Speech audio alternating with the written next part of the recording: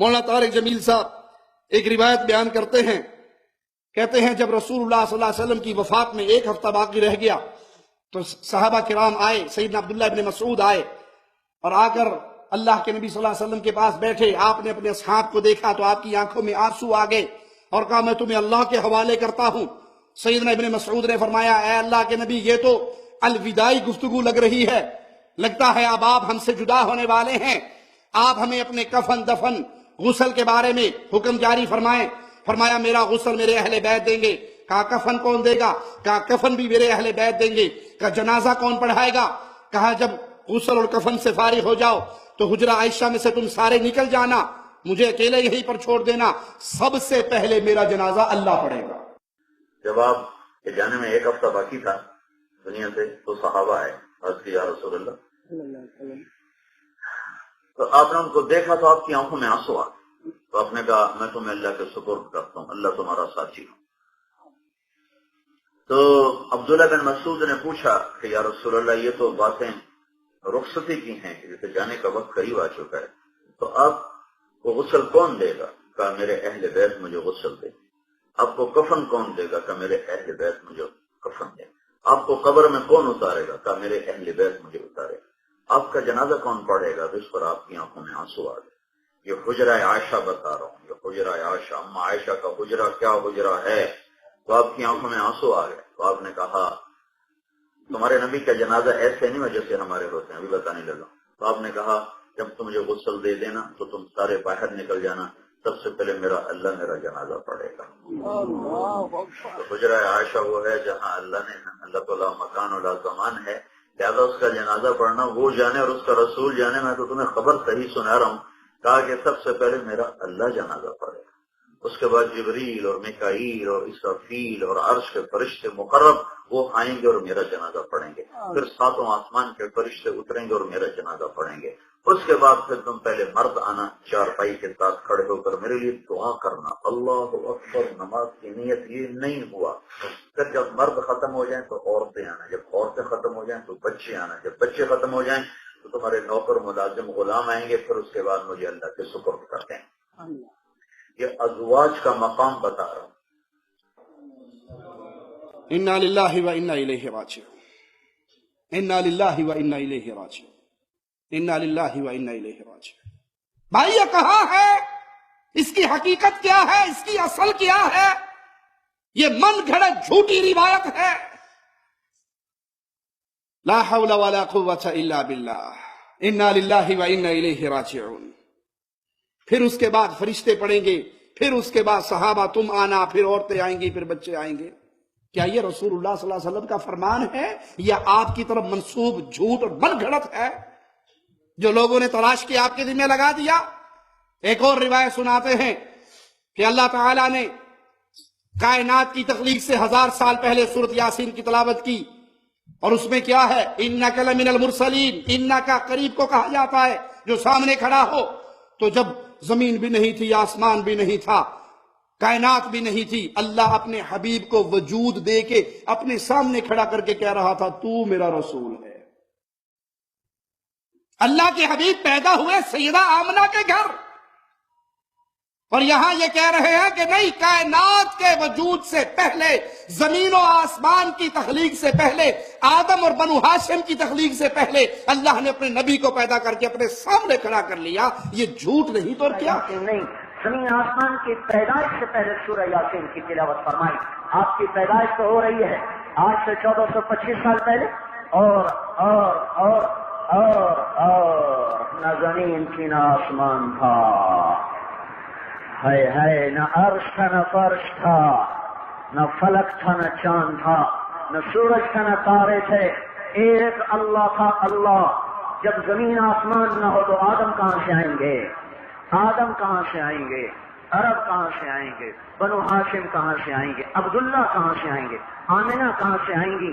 ابھی تو کچھ بھی نہ تھا، نہ دھرتی نہ آسمان، نہ یہ نہ وہ، نہ شرق نہ غرب، نہ شمال نہ جنوب. اللہ اپنی ذات میں اللہ. زمین آسمان کے پیدائش سے 1000 سال پہلے اللہ نے کہا یاسین والقرآن الحکیم انک لمن المرسلین. مجھے قسم ہے مجھے قسم ہے قرآن حکیم کی، اے میرے محبوب تو میرا رسول ہے۔ کاف انکا کاف کا لفظ بولا جاتا ہے جب اگلا سامنے بیٹھا ہو۔ تو کا مطلب ہے کسی سامنے سے بات ہو رہی ہے، وہ کا مطلب ہے کسی غائب کے بارے میں بات ہو رہی ہے۔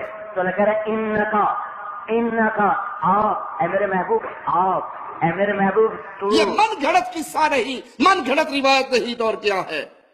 مشرکین نے، قبر پرستوں نے، غیر اللہ کی عبادت کرنے والوں نے ایسی روایات تراشی اور عوام کے اندر مشہور کر دی جو اسلام کی ضد ہے، جو توحید کی ضد ہے، جو عقیدہ صحیحہ کی ضد ہے، لوگوں میں پھیلا دی۔ کہیں پتھروں پہ امیدیں لگا دی، کہیں قبر والوں سے امیدیں جوڑ دی، حالانکہ رسول اللہ صلی اللہ علیہ وسلم کو اللہ نے قبر پرستوں، پتھر پرستوں کی طرف تو بھیجا تھا۔ ابو جہل پتھر پرست نہیں تھا، صنم پرست نہیں تھا۔ آج یہ روایتیں گھڑ کے آپ قوم کو سنا دیں کہ پتھر سے بھی امیدیں لگا لو تو فائدہ ہوتا ہے۔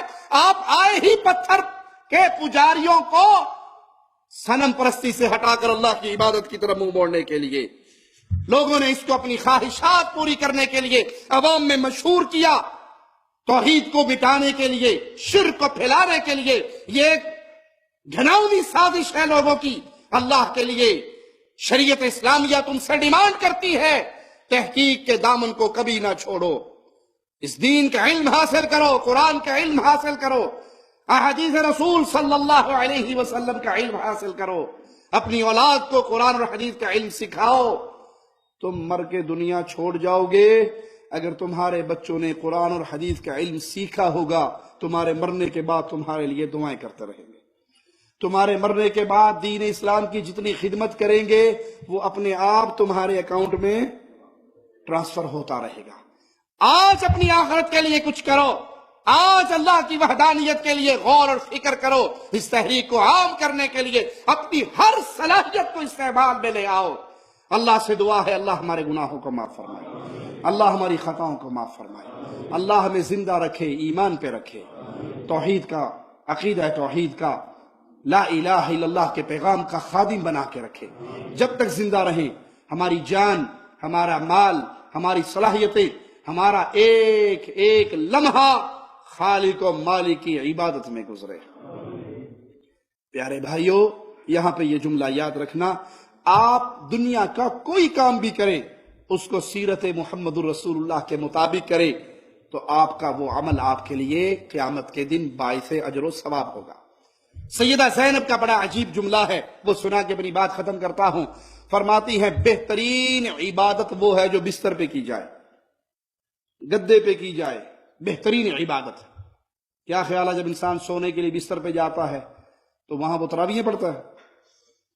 وہ بہترین عبادت کیا ہے جو بستر پہ ہو رہی؟ کہا سونے سے پہلے وضو کر کے بستر پہ چلے جاؤ۔ سونے سے پہلے وضو کر کے، کتنا منٹ لگتا ہے وضو کرنے میں؟ 2 منٹ 3 منٹ۔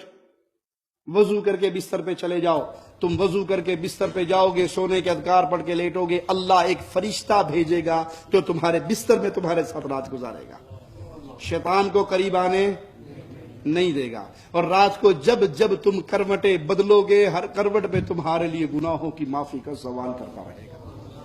اور ایسی حالت میں اگر آنکھ کھل جائے اور زبان سے نکلے لا الہ الا اللہ وحدہ لا شریک لہ لہ الملک ولہ الحمد وہو علی کل شیء قدیر، یہ پڑھ کے اللہ سے جو سوال کرو گے اللہ عطا کر دے گا۔ معنی یہ کہ اپنی زندگی کے ہر لمحے کو ڈھالو امام الانبیاء، امام کائنات، امام اعظم، مرشد اعظم محمد الرسول اللہ صلی اللہ علیہ وسلم کی شریعت کے مطابق، تو ہر عمل قیامت کے دن اجر و ثواب کے پڑھنے میں ہوگا۔ اللہ سے دعا ہے اللہ ہمارے گناہوں کو معاف فرمائے، ہماری خطاؤں کو معاف فرمائے، ہمیں زندہ رکھے، ایمان پہ رکھے، توحید پہ رکھے، موت دے تو اس حال میں دے اللہ ہم سے راضی ہو، ہم اپنے اللہ سے راضی ہوں۔ اقول قولی ھذا واستغفر اللہ لی ولکم ولسائر المسلمین فاستغفروه انه هو الغفور الرحیم۔